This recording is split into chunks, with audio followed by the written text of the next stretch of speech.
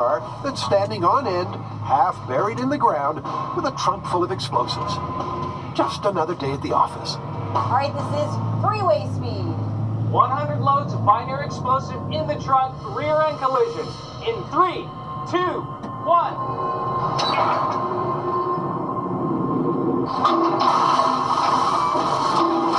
Correct hit. That's a great hit. No explosion. No explosion. And with the circumstances of the myth recreated exactly, all but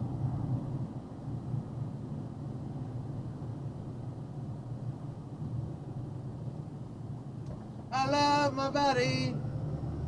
I haven't heard from him in a while. I hope he's doing very good. It's windy here in Missouri. Fucking trucks are all over the road. High power winds.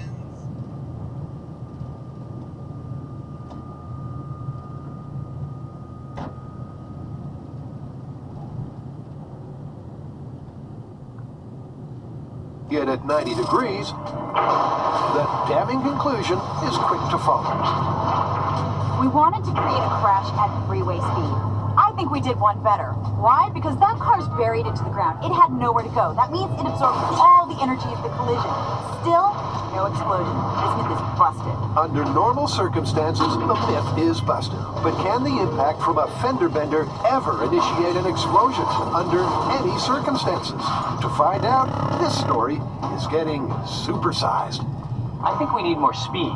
Some extreme speed. Well, we could make a rocket-powered car. I mean, that would give us a lot of speed. All right, road trip. I hope this works. Having walked wonky, and swum squiggly, the myth that it's impossible to stay on the straight and narrow while blindfolded is looking good. But our dynamic duo are covering all of their bases and taking human locomotion out of the equation. Even with the aid of a machine, can you travel a straight line while sight deprived?